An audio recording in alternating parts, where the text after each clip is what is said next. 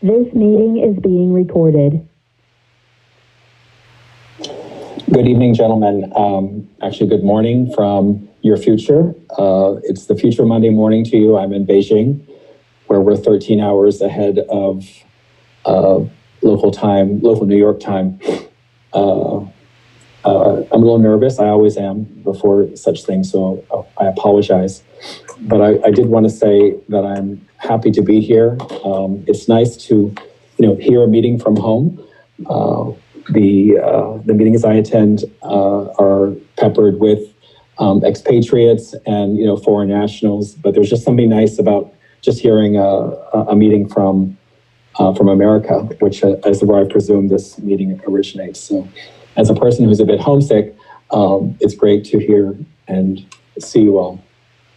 So, when I was asked to speak today, I picked up the phone. I don't usually pick up the phone as late as the call was coming in. And when I was asked to speak, my head was saying, hell no, but my mouth said, well, sure. So, so here I am, and I'm glad to be here.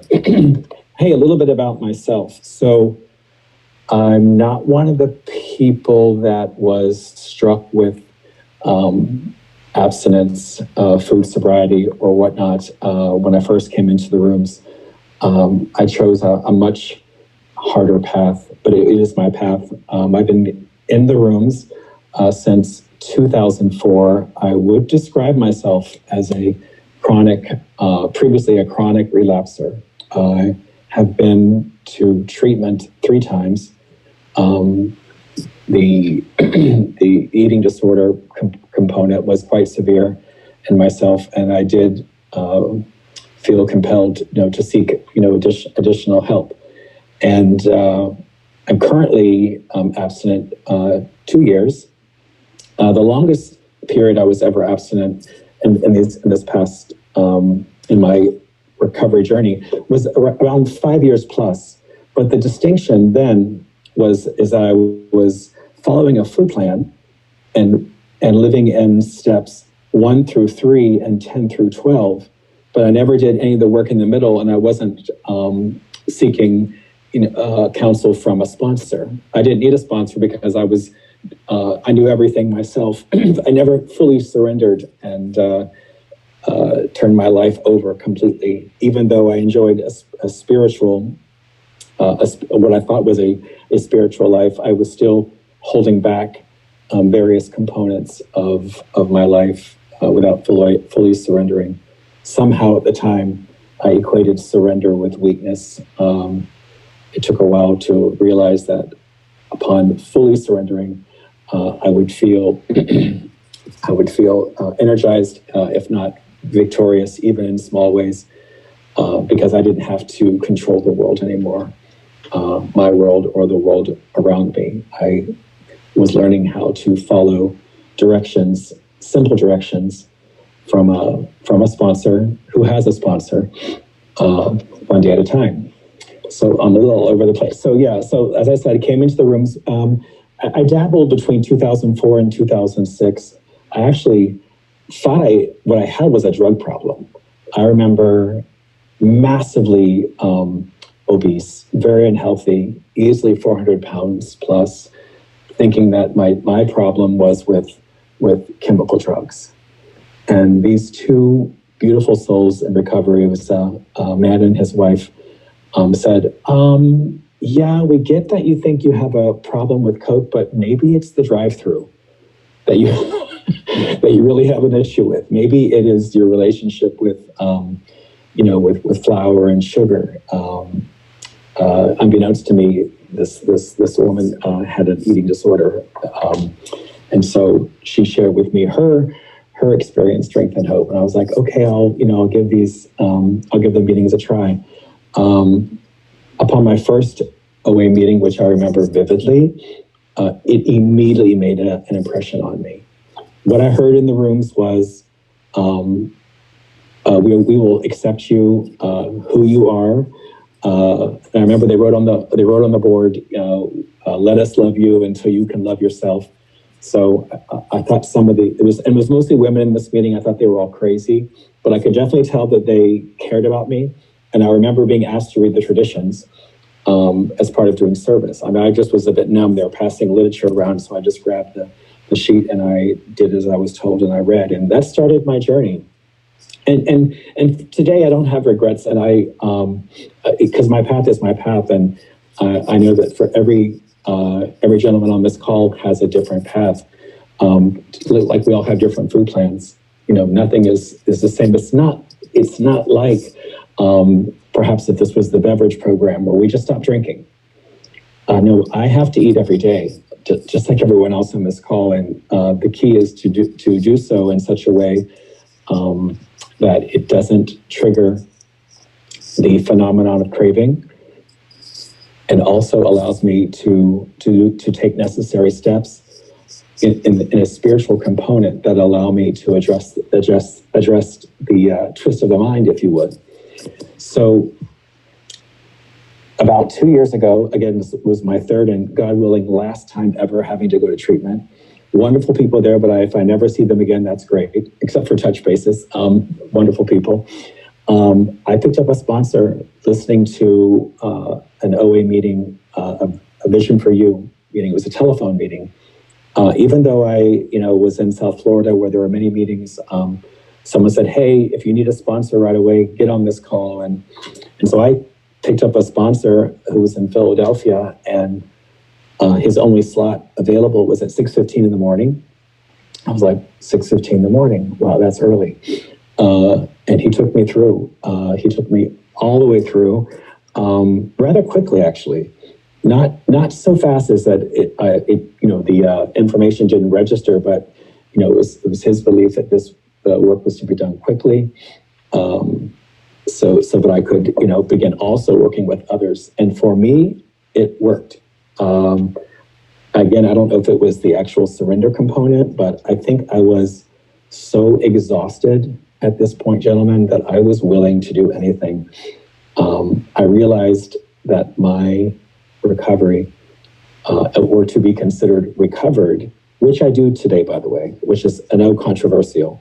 I'm not cured, but I am recovered because the phenomenon of craving has been addressed, and I am doing the things that create the daily reprieve from the insanity.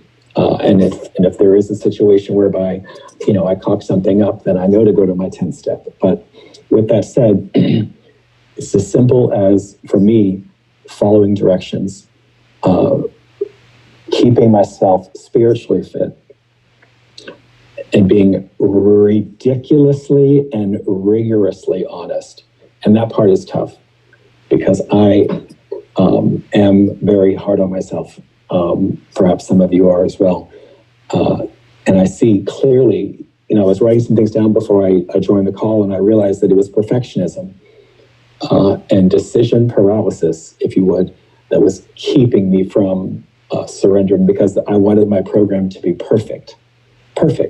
Because if I saw something in you that attracted me, that I wanted, I just presumed that you were perfect. I didn't factor in that you were a human being and you had your own struggles and whatnot. So by learning to stay in lockstep with a sponsor, spiritual guide, and a power greater than myself that I call God, I realized that a perfectly imperfect program would be fine for me, and it has been.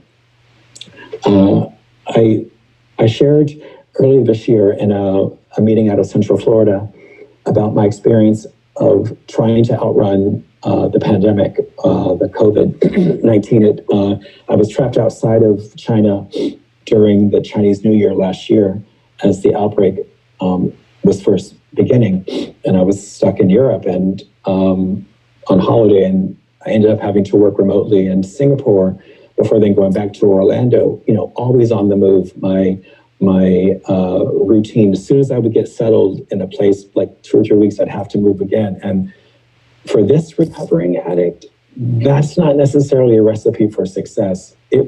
I really wondered how in the world was I going to be able to maintain, abstinence. And for me, abstinence is meals that are to be weighed and measured and free from flour and sugar. And I also don't use artificial sweeteners. I don't know if you discuss these things in your meetings. This is just what works for me. If anyone had told me that I would be able to happily, and I do mean happily, live each day without those items, I would have looked at you and told you were crazy, because they just were what I sort of have done for many years. But I found that by just staying in the moment and looking at where my feet were every day, regardless of where they were in the world, and doing the next best right thing, taking care of myself first, it all fell into place. Some days were better than others. When it was learned that I would be able to return to China, because as you know, borders of many countries around the world are closed. For me to return to China, I'm part of a special project. We've traveled on a charter flight. This was early, before commercial flights had resumed, and we were subjected, as people are now, to a government mandated lockdown that is actually run by the local government of the city that you're in, which means not a lot of input or control over the nutrition or the food that's delivered. These hotels that were converted were set up for your safety and the safety of the general public, and to make sure that you were well. So certainly we were comfortable, but there was no, hey, can you deliver me a salad with this, or I'd like steamed this or that. And I'll be honest with you, I became very concerned. And also because the company for which I work for, to placate us, they would send us baskets of things. And I used the baskets of food, which would be poison to me, to negotiate with my neighbors in the hotel for things that they didn't want that I could eat. So it's really funny to see us passing food down the hallway and exchanging,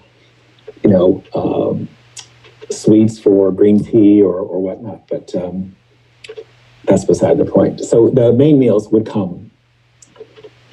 Definitely something and some things that I would not be able to take if I had a choice. So what was I supposed to do? Right. I mean, I did go into this with some preparation. I did bring some non-perishable sources of protein and whatnot. But I did have to rely, on what was being delivered. And do you know what I did? I turned it all over. I worked very closely with my sponsor. So thank you, technology, and a good VPN that I was able to bust through the firewall, just like I am right now on the phone with you. Because Zoom is supported, but not easily. It's not reliable. But I actually rang my nutritionist and let her know what situation I was in. And you know what? I got through it. It was just 14 days. And other than a little bit of a headache after we came out, I say we because I felt like I had a team of people in there with me. After I came out, other than like a little headache from withdrawal of some ingredients, similar to what I experienced, when I first got, or when I first put down the food, if you would, I was fine. There was no guilt. There was no remorse, because I did everything that I was able to do in the situation that I was in. What a relief not to have to worry about any of this, because again, I was in surrender. I am still getting used to being what I guess might be considered a normal body weight, or as I'm still approaching that. In my head, I'm still the other person that I was, that was holding on to the excess weight as a means of control and as a protection from the world. It is taking a while for my head to catch up.